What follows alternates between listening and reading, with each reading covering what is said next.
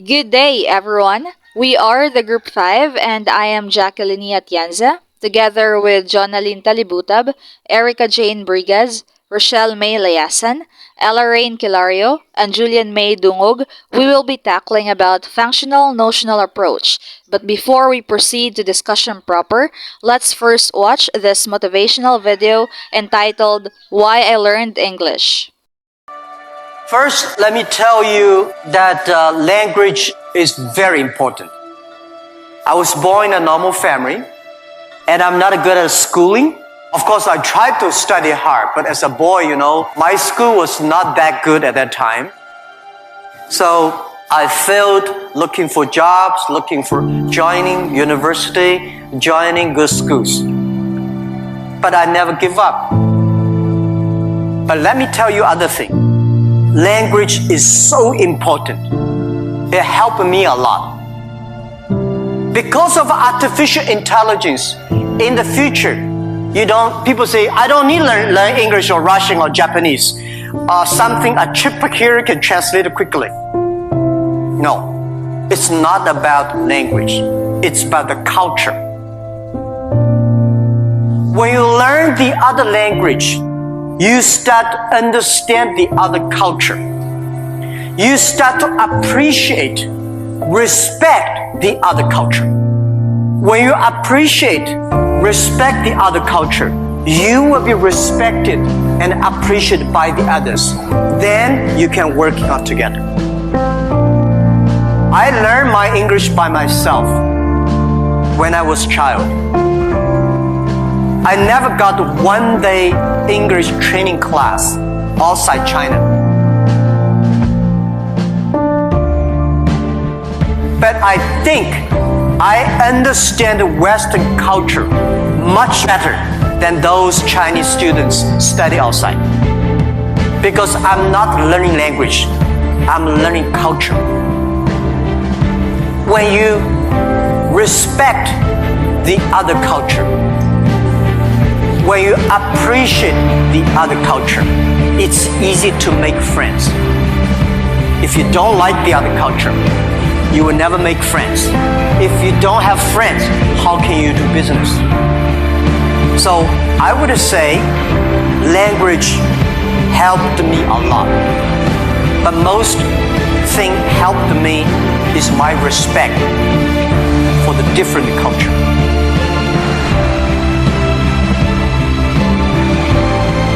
You speak good English does not mean you will do global business, right? Mao Zedong does not speak English. Nixon did not speak Chinese, but these older two guys made a global deal. China, US are working together. It's the vision, it's the belief that you have that changed the world. If you have to do everything with a translator, no good. Of course, sometimes you have to, right? But if you can understand a language that can communicate, it's easy for you to communicate, easy to understand, and be understood. Thank you, and always focus on the things that you are good at. Focus on the things that you love.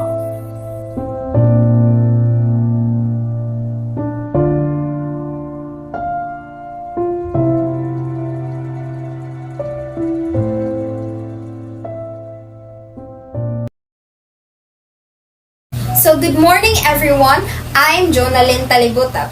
The Functional-Notional approach is a language teaching method that emphasizes the importance of understanding the meaning and function of language in communication. This approach focuses on the idea that language is not just a set of rules and structures, but rather a tool for conveying meaning and achieving specific goals.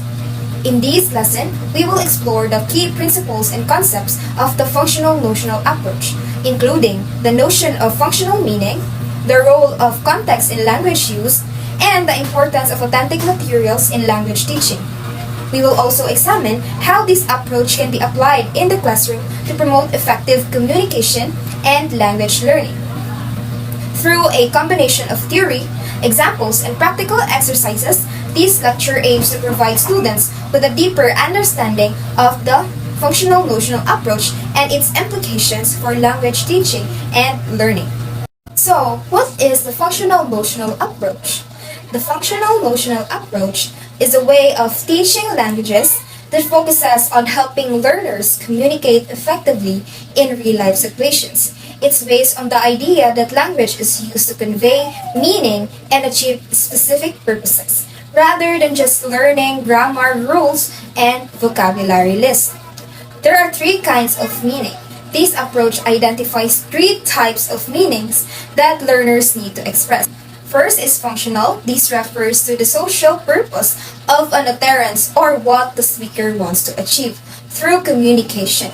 For example, making a request, giving instruction, or apologizing. Second is modal. This involves expressing degrees of likelihood, such as possibility, probability, or certainty. For example, it might rain tomorrow, or I'm sure I'll pass the exam. Conceptual. This relates to the relationships between two words and ideas within a sentence, including categories of communicative function. For example, describing a process, comparing things, or explaining concepts. So how does functional-notional approach work? The functional-notional approach organizes language learning around these three types of meaning.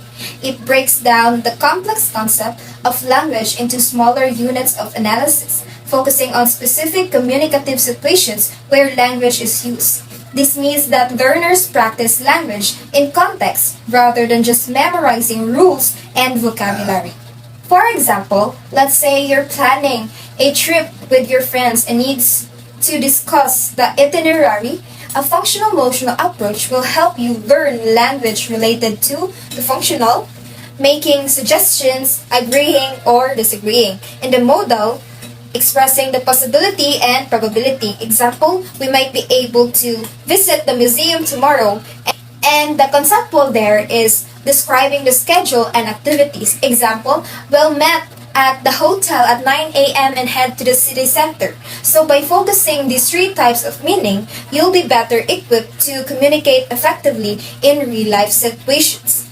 The functional-notional approach is a way of designing a language syllabus that focuses on learners' needs in real-life communication. It's based on the idea that language learning should be centered around what learners want to do with the language rather than just learning grammar, rules, or sentences structure. There are two main concepts that underlie this approach. The first one is communication is meaningful behavior. This means that language is used to convey meaning in a social and cultural context. It's not just about constructing sentences, but about using language to achieve a purpose such as persuading, informing, or expressing emotions. This approach emphasizes the importance of creative language use in real-life situations. The second is language is constructed around functions and notions.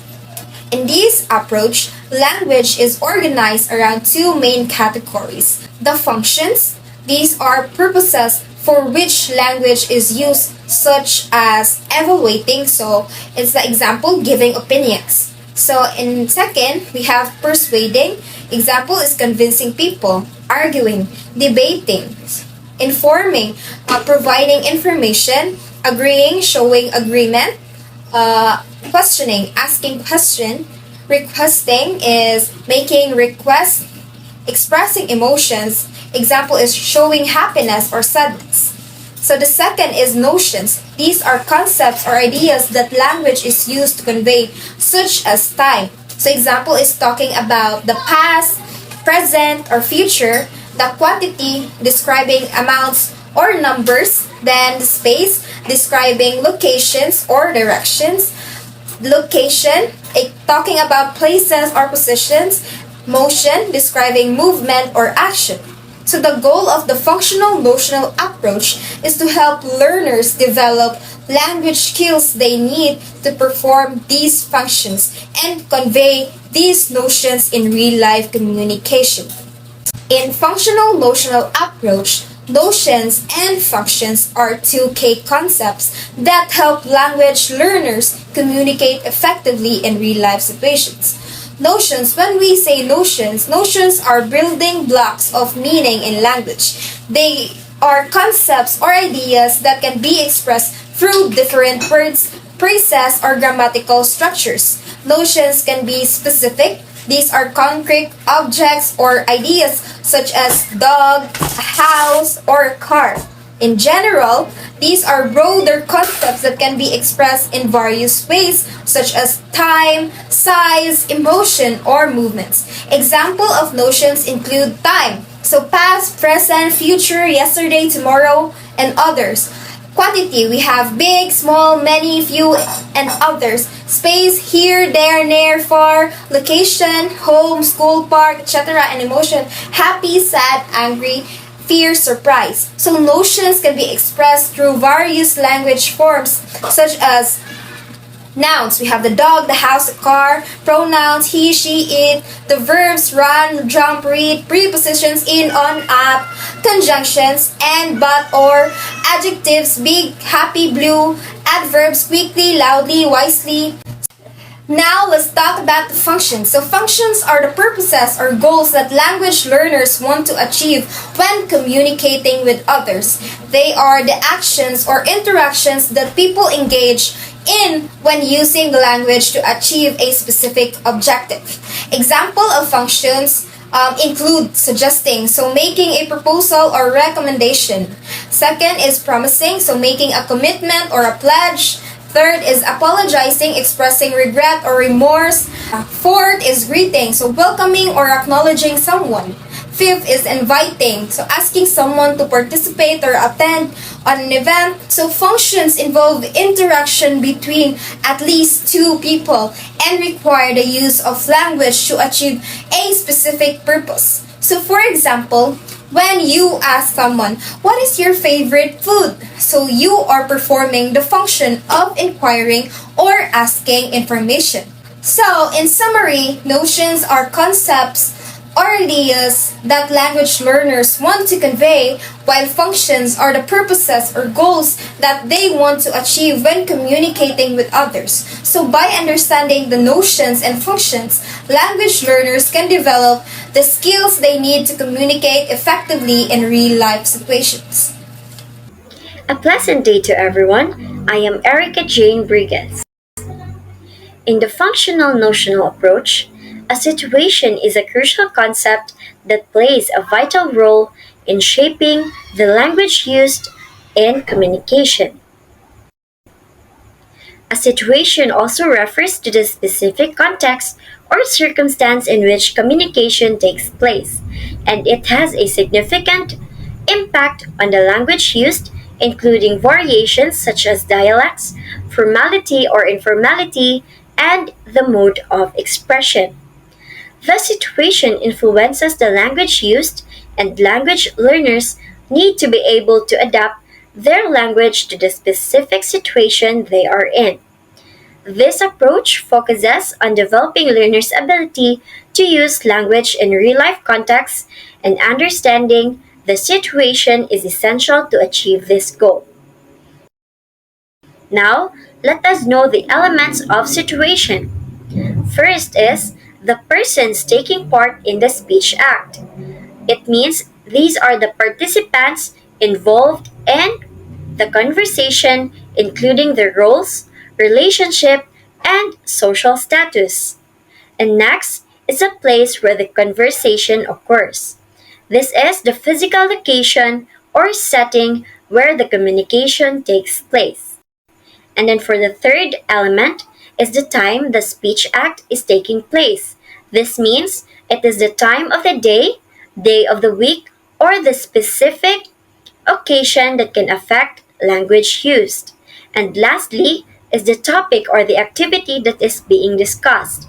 This is the subject matter or activity that is the focus of the conversation, which can influence the language functions and notions used. Now let us proceed to the next concept, which is the exponents. Exponents are the language utterances or statements which stem from the function, situation, and the topic. They are language forms a speaker uses to express a message or indicate social roles, formality, and informality. It mostly depends on our personalities, level of linguistic competence, and social status. When we say personalities, this refers this refers to the speaker's traits such as introversion and extroversion, which can affect our language use and choice of exponents. Then, the level of linguistic competence refers to the speaker's proficiency in a language, which can impact their ability to use certain exponents effectively. While social status, this refers to the occupation, education, or socioeconomic background of the speaker, which can influence their language use and choice of exponents. To further understand of what is an exponent, here is an example. Let's say we are requesting a meeting. If it is in a formal exponent, the speaker will most likely say, I would like to request a meeting with the manager. However, if it is in an informal exponent, the speaker will most likely say it casually. For example, hey, can I talk to the boss? So that is the concept of exponent. Next is the code. A code is a system of communication that is shared by a community of speakers. It includes the linguistic features of the language, such as grammar, vocabulary, and pronunciation. It also includes the social and cultural context in which the language is used, including the norms, values, and beliefs of the community. Next is the code switching. Code switching is when someone changes the way they speak or the language they use during a conversation. This can happen within a sentence, between sentences, or even between turns in a conversation. There are various reasons as to why speakers code switch. First is bonding, which is to create a sense of connection or belonging with the person they're talking to. Next is language prestige. It is to show that they are educated, sophisticated, or knowledgeable about a particular topic. And last is the interpersonal relations. This is to convey respect, empathy, or understanding towards the person they are talking to.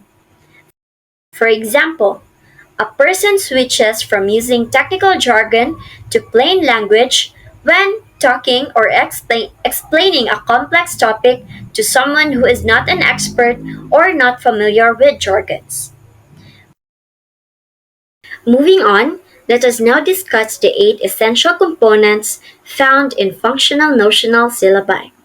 First is the situations. The situations in which the foreign language will be used. A situation will always include the following: the participants or who will you interact with, the place or where will you interact, and the time or when will you interact. Next is the topics and what the learner will be able to do with this or the tasks. For example, everyday interactions such as ordering food at a restaurant, asking for directions, or making a reservation at a hotel. The third is the language activities. The language activities in which the learners will engage. Or what will you do with the language? For example, you might have a conversation with a shopkeeper, or write an email to a friend, or listen to a news broadcast in the target language. And then fourth is the language functions. This refers to the specific purposes or goals that the learners aim to achieve when communicating in a target language. They are the reasons why learners use language to convey meaning, express themselves, and interact with others. So, there are five language functions. First is the personal function. This function involves expressing one's thoughts, feelings, and emotions such as love, joy, pleasure, happiness, and everyday feelings like hunger, thirst, fatigue, and sleepiness. The next function is the interpersonal function.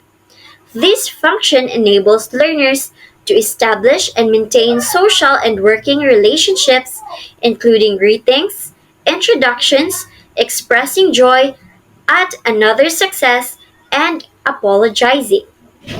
Third is the directive function. This function involves attempting to influence the actions of others, such as discouraging someone from pursuing a course of action, persuading someone to change their point of view, or warning someone. Next is the referential function. This function involves talking or reporting about things, actions, events, or people in the environment, including identifying items or people, paraphrasing, summarizing, or translating. And the last is the imaginative function. This function involves discussions that require creativity and artistic expression, such as discussing a poem, story, piece of music, play, painting, film or TV program, or creating rhymes, poetry, stories, or plays. And the next essential component of functional notional syllabi is the general notions. General notions which the learner will be able to handle, or the notions are the interaction of categories of meaning and grammatical form. Examples of notions are time, the time relation, or the past or present tense, duration, such as the until or the since, quantity, is it countable or uncountable, and the space, is it dimensions, locations, or the motions, and so on. So think of general notions as the underlying concepts that shape our language use.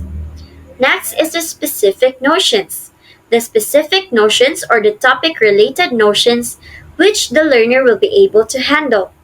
Examples: time related notions for a travel topic, like schedules or itineraries.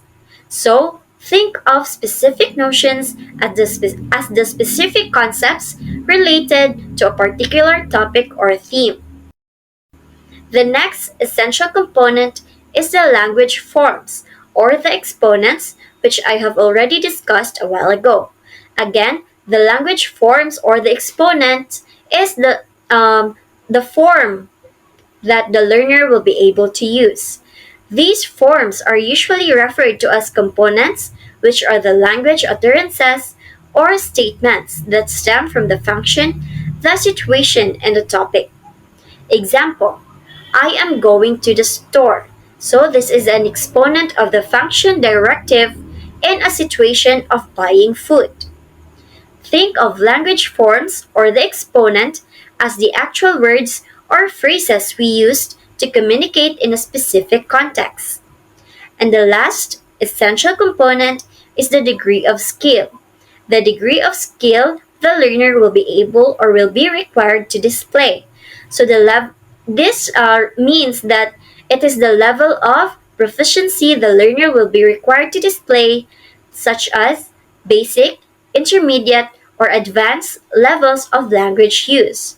So think of the degree of skill as the level of mastery the learner is expected to achieve in using the language.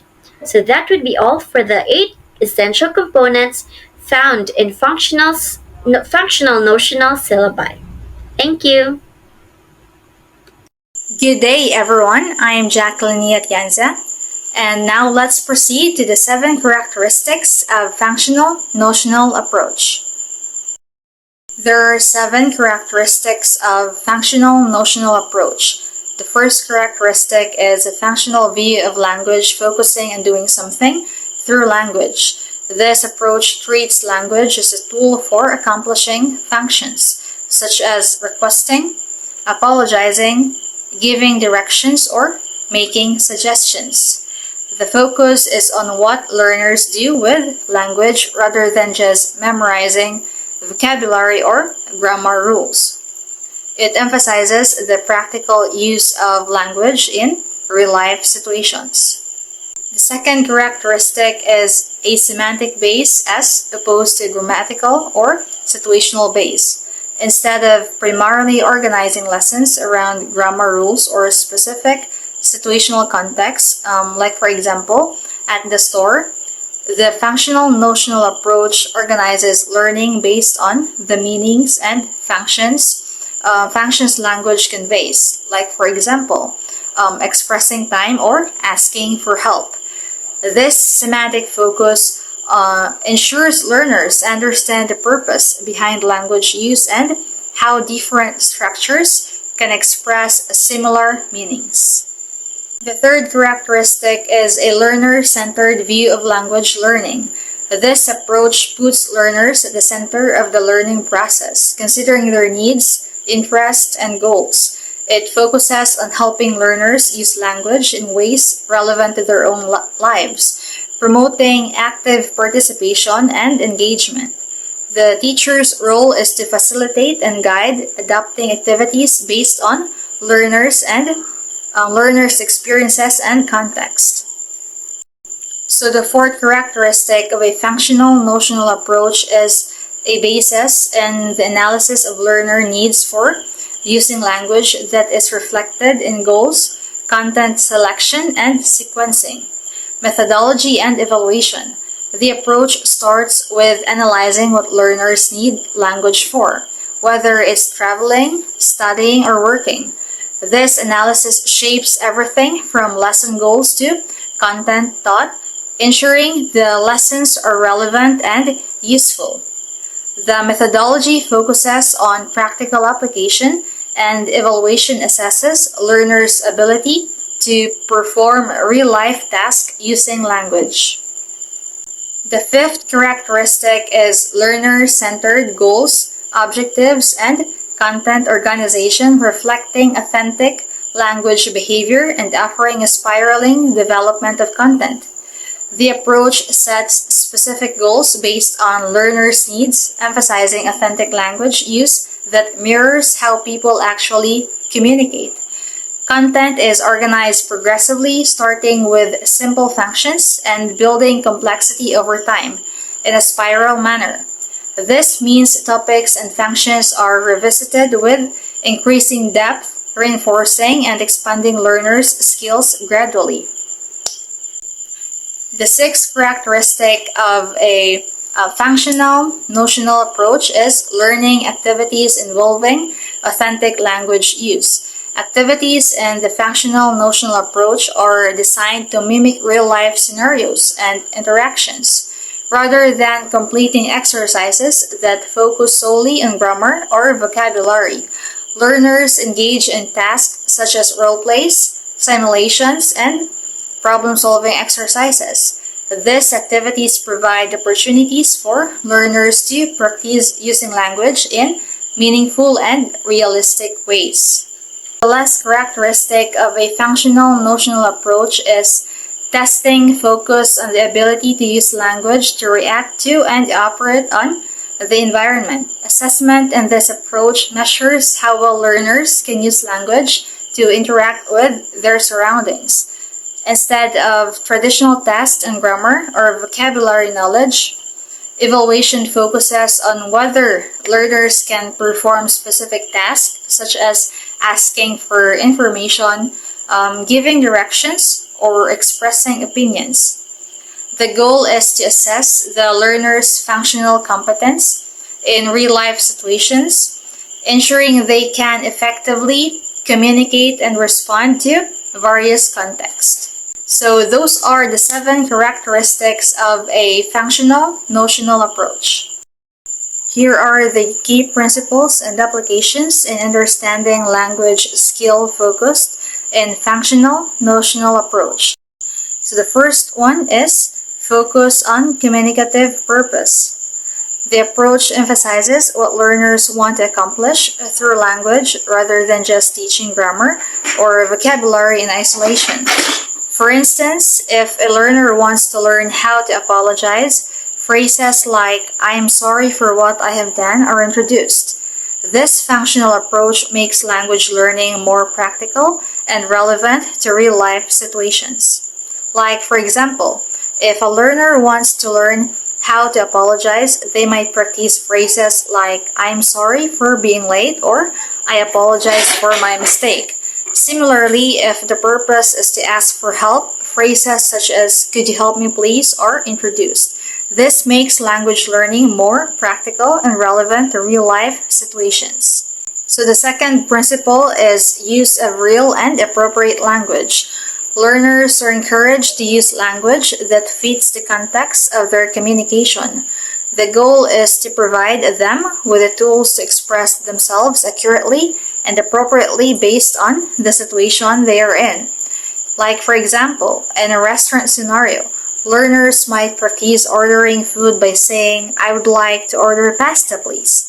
Alternatively, in a job interview, they might use formal language such as, "I'm confident that my skills and experience make me a suitable candidate for this position." This helps them use the correct tone and vocabulary suitable for different contexts. So the third principle is sensitivity to learners' needs. The functional-notional approach is designed to be flexible and responsive to the individual needs of the learners. Teachers should focus on what the students need to communicate and create lessons around those needs, making the approach adaptable and learner-centered. Like, for example, if a student needs to learn how to communicate during a travel situation, lessons might include vocabulary and phrases related to asking for directions. Like, for example, "Can you tell me how to get to the train station?" Or booking a hotel room. "I would like to reserve a room for 2 nights." This personalization ensures that learners gain skills that are relevant to their specific needs. So the fourth principle is teachers' role in identifying needs. Teachers using this approach first assess and identify the specific needs and goals of their learners. This assessment helps them understand what the students want to accomplish with language, allowing the teacher to structure the lessons and the syllabus accordingly. For example, if a teacher discovers that a group of students wants to improve their business communication skills, the teacher may structure lessons around activities like making phone calls, writing professional emails, and conducting meetings. For instance, they might teach phrases like, "Could we schedule a meeting to discuss the project?" or "I am writing to follow up on our previous conversation." This targeted approach helps students develop the exact skills they need. And lastly, practical application in syllabus design. The approach helps teachers create a syllabus that organizes language lessons based on the different functions of or purposes of communication, like, for example, giving advice, requesting information. This ensures that lessons are purposeful and align with the real-world communicative intentions of the learners. So another example is in creating a syllabus, a teacher might include lessons like, first one is expressing opinions. Learners practice phrases like "in my opinion" or "I believe that" to articulate their thoughts in discussion. Another one is requesting information. Learners practice asking for information with phrases like "Could you tell me about it?" or "I was wondering if could you provide more details?" And another example is giving advice. Learners use phrases such as "if I were you, I would," or "you might want to consider," just like offering a suggestion. So this way, the syllabus addresses different functions of language based on real-world needs. So those are the key principles and applications in understanding language skill focused in Functional-Notional approaches. Hi, my name is Rochelle Yasan, and at this moment, you already know the word functional notional syllabus since it was already tackled by our previous reporters. Now, to remind you, functional notional syllabus is a language teaching approach that focuses on the functions of language, what we use language for, and the notions, the concepts or ideas that we communicate. It emphasizes how language is used in real world situations rather than just focusing on our grammatical structure. And now, when we say merits, it refers to the advantages or the benefits of something. So, in this context, the merits of functional notional syllabus are the reasons why this approach is considered effective and beneficial for language learners. The functional notional syllabus outlined 4 merits from different perspectives. First, we have the social linguistic perspective. From this perspective, the functional notional syllabus emphasized the communicative purpose of the speech act. So this focuses on how language is used in real-life social situations, and it emphasizes not just the grammatical aspect of a language, but how language functions in different contexts like the cultural and social norms. And as a result, this kind of syllabus often tries to set fairly realistic language for learners to learn. And this approach emphasizes the teaching language that learners are likely to encounter in real life. And it makes learning more meaningful by ensuring that the language taught is relevant to the learner's daily interactions. Now, for example, in an English language class, instead of learning the grammatical rules for expressing gratitude, learners might be introduced to commonly used phrases like thank you and thank you very much. Another thing is students may also be taught how to address elders or professionals using honorifics such as po and opo to show respect. And these phrases are immediately useful in everyday interactions, making the learning process more relevant and engaging. Next is this approach intends to offer everyday real-world language use in a variety of social-cultural situations. Thus, learners will be introduced not only to grammatical knowledge of the language but also to the cultural knowledge necessary for them to fully understand the target language and its culture. So this focuses on the importance of not just learning the language, but also the cultural context in which it is used. So this helps learners become aware of the social norms, traditions, and expectations tied to the language. Now, for example, during a lesson about Filipino customs and traditions, students learn how to invite someone to a fiesta using the correct language, and the teachers also explain how language varies based on how they are on who they are talking to rather, such as using more formal terms with elders or during religious events. Now, for example, the phrase please come in reflects both linguistic and cultural hospitality norms in the Philippines. The second perspective would be the psycholinguistic perspective. The functional notional syllabus have placed the needs of learners at the very core of the teaching program.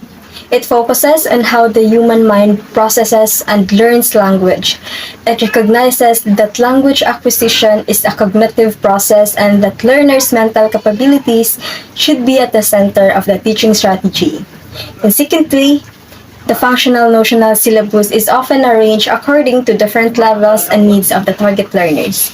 And this emphasizes the need for a structured approach where students are taught according to their current abilities, and lessons should be scaffolded so that beginners aren't overwhelmed and advanced learners are sufficiently challenged. Now, for example, the DepEd K-12 curriculum, Filipino language learning is divided into different levels, and with each level it focusing on specific language functions and skills. And this allows learners to progress at their own pace and receive appropriate instruction. And another thing is a beginner might focus on basic greetings and introducing oneself, while an advanced level might involve more complex discussions about the cultural topics.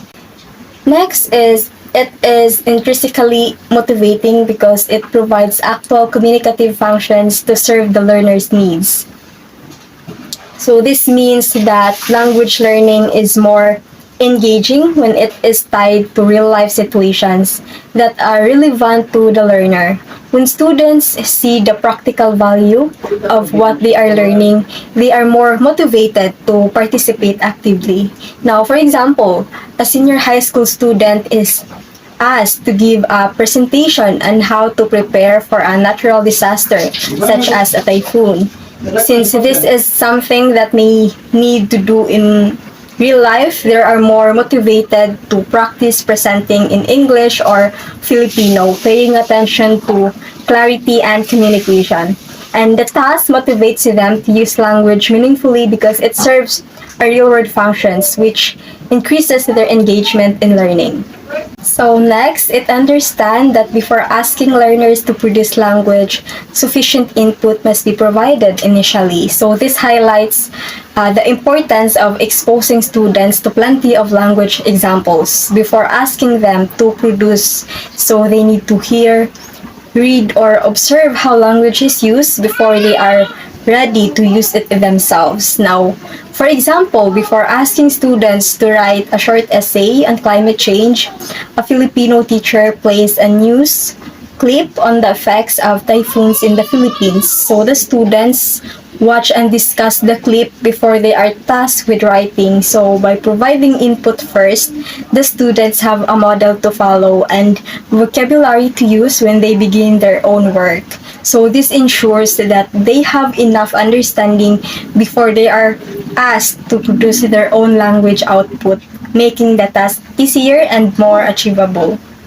Next is thanks to its unit or modular organization of the curriculum materials, the courses can be designed in a flexible and modular way, which will enable learners to learn with different rhythm or pace of learning.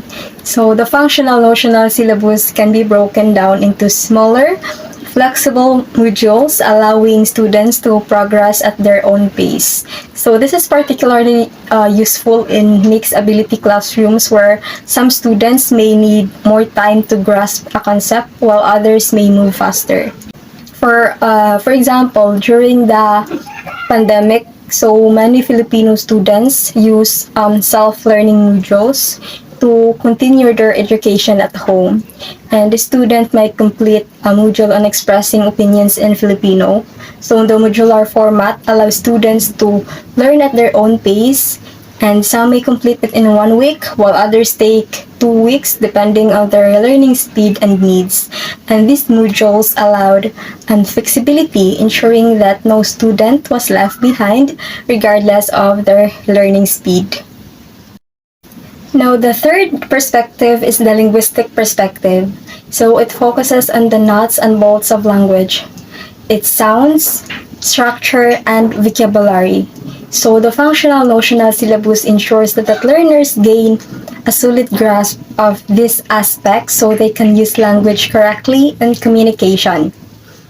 So the functional-notional syllabus will help learners at each level acquire a reasonable, basic knowledge of the phonological, grammatical, and the lexical subsystems of the language, as well as the ability to use this in actual communication. So this ensures that learners build a fundamental understanding of the language sound system, the sentence structure, and the vocabulary. So all three subsystems are important for effective communication.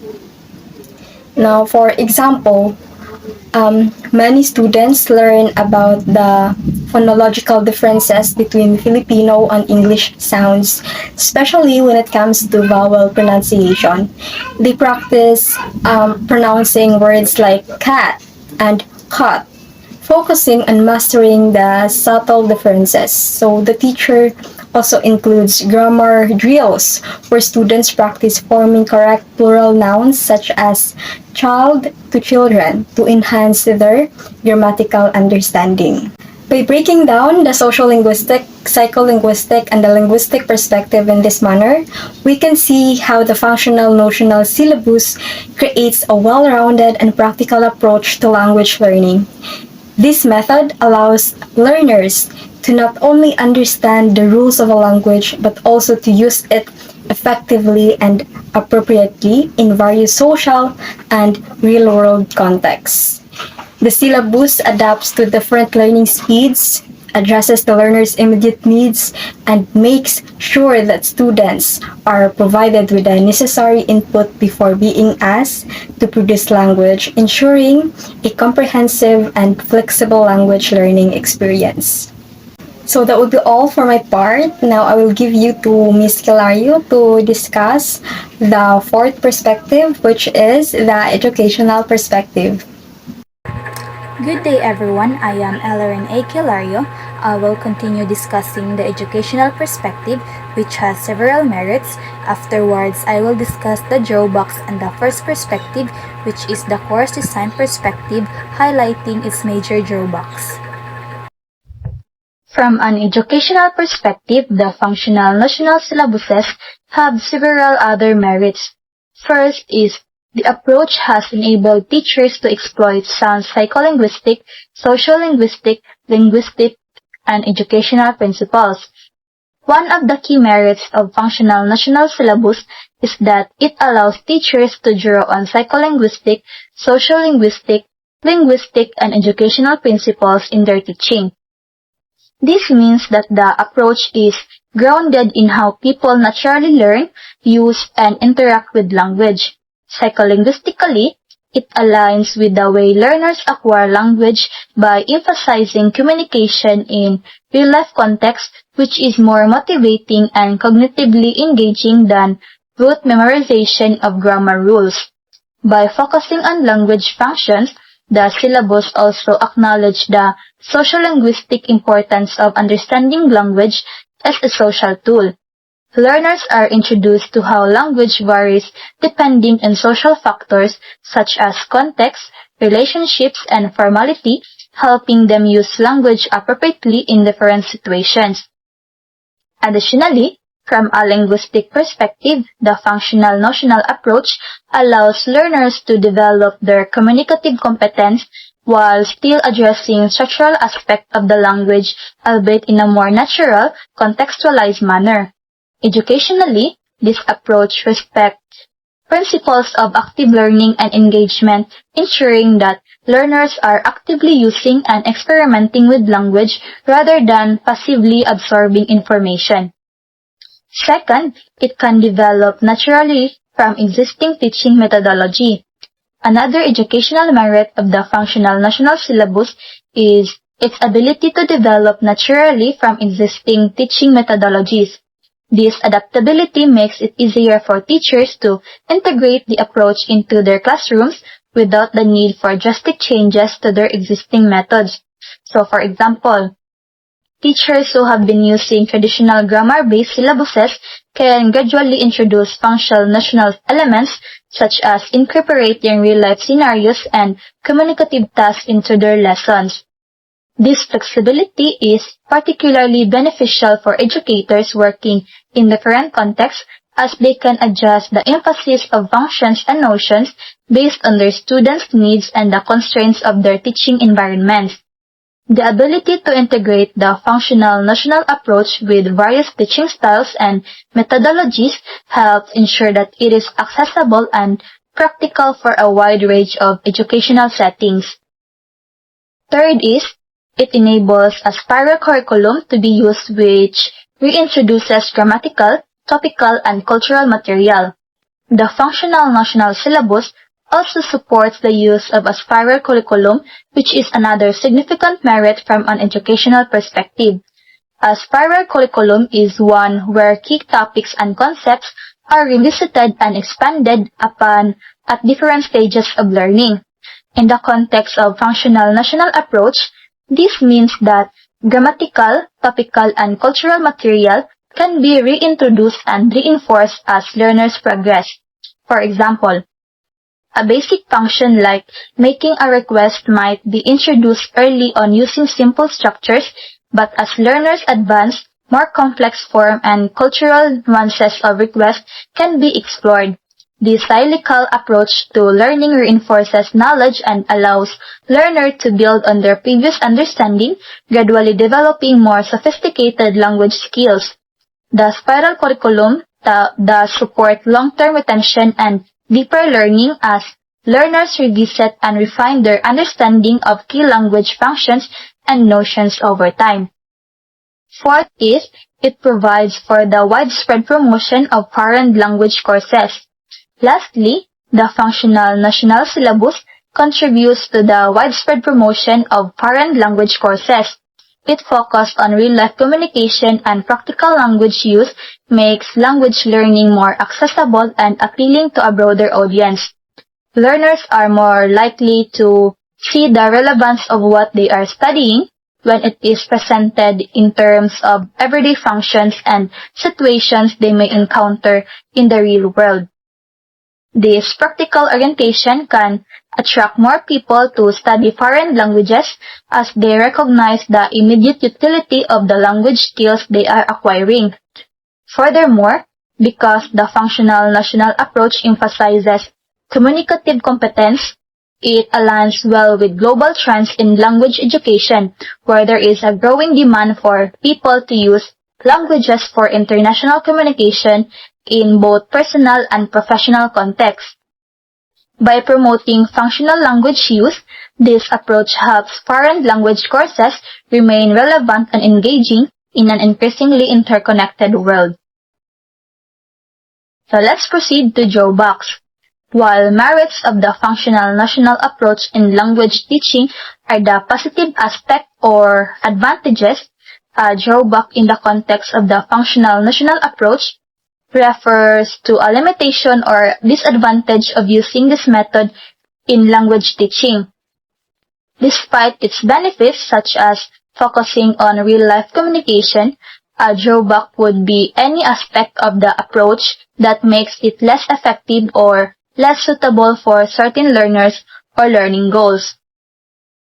Functional-Notional approach emphasizes real-life communication and practical use of language, which theoretically offers significant benefits to learners. However, while the Functional-Notional syllabus presents merits at an ideal level, its practical application in classroom settings has exposed a number of drawbacks that have generated substantial criticism among researchers in this field. The major drawbacks can also be seen from different perspectives. So from the perspective of course design, the application of a Functional-Notional syllabus, the designers always encounter difficulties during the selection of the content. This is because, first, the idea of functions and notions of language is not as clearly definable as it is thought to be. Unlike traditional language syllabuses that are organized around structured grammatical rules, functions and notions are more abstract. For instance, the function of requesting can take many forms depending on context, politeness levels, and cultural expectation.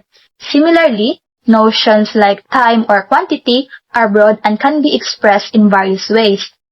The lack of a clear universally agreed upon definition for each function or notion creates challenges in both course design and teaching. This lack of clarity can lead to ambiguity for teachers and learners as they may find it hard to understand which language forms correspond to a particular function or notion in a given context. The flexibility that is meant to make the approach more communicative can also make it difficult to establish concrete learning objectives. Second is, although there are criteria listed above for the selection and grading of the components of a Functional-Notional syllabus, it is hard to decide such as which functions or notions is more coverage or frequency than others. There are criteria for choosing which functions and notions to teach and in what order based on frequency, coverage, and importance. However, in practice, it is difficult to determine which functions or notions should take priority. So, for example, while certain functions like greeting or introducing oneself are universally important for beginners, the need for functions like negotiating or complaining may vary depending on the learner's context.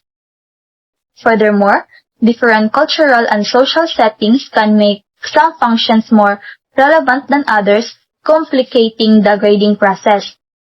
Additionally, the frequency with which certain functions or notions appear in real-life communication can differ across regions or languages, making it hard to develop a one-size-fits-all syllabus. Even if a syllabus is developed with the best intentions, it might not be as applicable or useful to learners in different environments.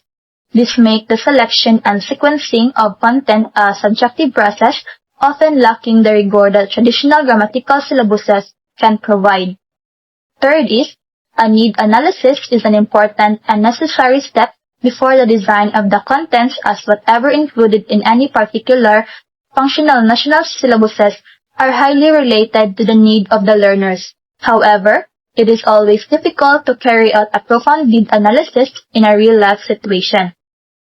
A functional notional syllabuses heavily relies on the idea that the content should be tailored to the specific needs of the learners. Therefore, conducting a needs analysis is a critical and necessary step in designing the syllabus. A needs analysis assesses what learners will use the language for, what functions and notions will be most relevant to them, and what communication situations they will encounter. However, conducting a comprehensive needs analysis is difficult in real-life situations. Learners often come from diverse backgrounds with varying language goals, making it nearly impossible to develop a syllabus that addresses everyone's needs equally. Moreover, conducting a thorough needs analysis requires time, resources, and expertise that may not be always available to educators, particularly in larger or more generalized classes. In many cases, the needs of the learners may evolve over time, making it hard for the syllabus to stay relevant throughout the course. The dynamic and ever-changing nature of learner needs makes the process of needs analysis more challenging, and a syllabus design without an accurate understanding of these needs may result in learners being taught functions or notions that are irrelevant or unhelpful to them. So in conclusion, the drawbacks from a course design perspective highlight the complexity of designing a functional national syllabus that is both practical and effective. Without clear definition and accurate assessment of learners' needs, this approach risks falling short of its intended goals, leaving learners without the comprehensive language skills they need. Hey everyone, I'm Julian Maydungog. So now let us continue the other two perspectives of major drawbacks. So from the perspective of the nature of language, the basic assumption of functional notional syllabus can sometimes be misleading for first, the idea that language is determined by the uses or functions it performs is an oversimplistic view, meaning it assumes that language is mainly about what it does, like making requests or giving directions. But language is more complex than just these functions. It's not just about performing tasks, but also about how we express ourselves in different situations. Like for example, imagine you're in a classroom and a friend is upset. You might say, "Are you okay?" which just checking on them. But the tone, body language, and the way you listen to their response matter just as much. This shows that language involves more than just the words or functions. Second is communication does not just refers to language functions and notions, and the process of communication somehow remains unstated in this kind of syllabus. It means that communication involves much more than language functions like asking for something and notions like expressing time or quantity. The syllabus doesn't fully capture the process of how we actually communicate in real life. Like for example, think about a conversation on a video call. You're not just saying words, you're reacting to facial expressions, the pauses, and the overall vibe.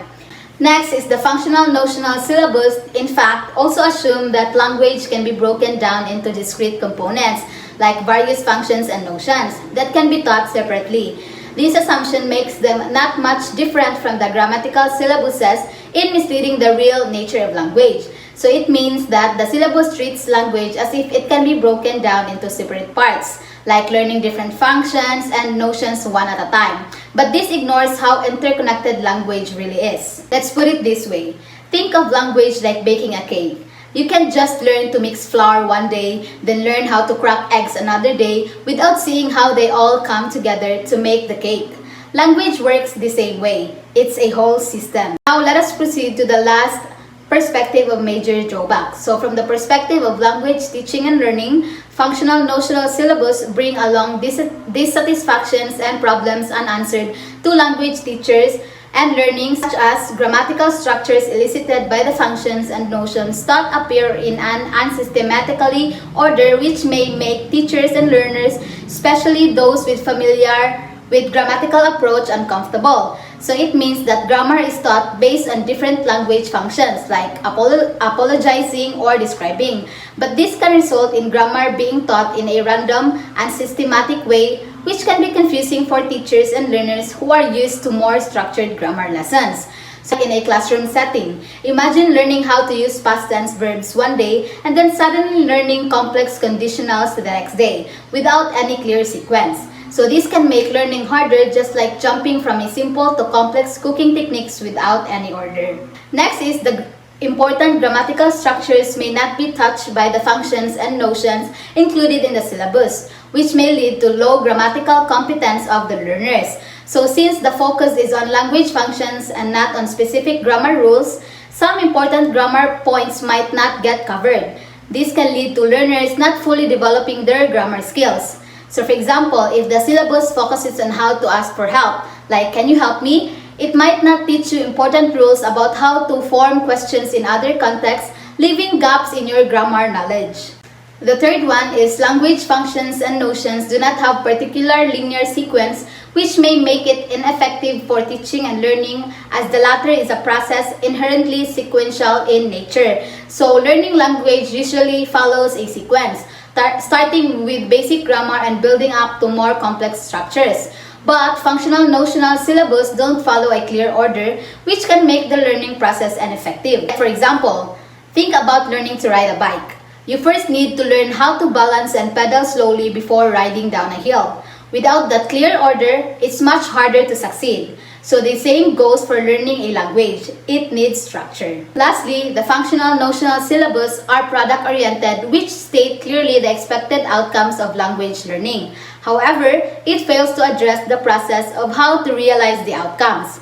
So this syllabus tells you what the end result of learning should be. For example, being able to order food in a restaurant, but it doesn't explain the step-by-step process of how to get there. This makes it hard for teachers and students to navigate the learning journey.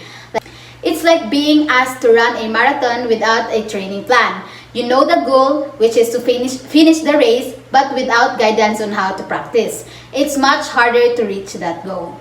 So in conclusion, in terms of the nature of language, the functional-notional syllabus oversimplifies how language works by focusing too much on functions and ignoring the broader, more complex ways we communicate.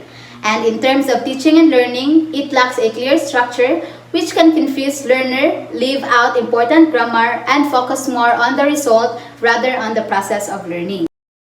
The functional-notional approach is a communicative language teaching method that emphasizes the practical use of language by focusing on the functions, such as requesting, advising, or greeting, and notions like time, frequency, or quantity that learners need to navigate real-life situations. From an educator's perspective, this approach offers a more engaging and relevant way to teach language, as it prioritizes meaningful interactions and authentic communication over rote memorization of grammar rules. By using real-world context and encouraging learners to practice functional language, the approach helps build students' confidence and fluency, making language learning more effective and applicable to everyday life.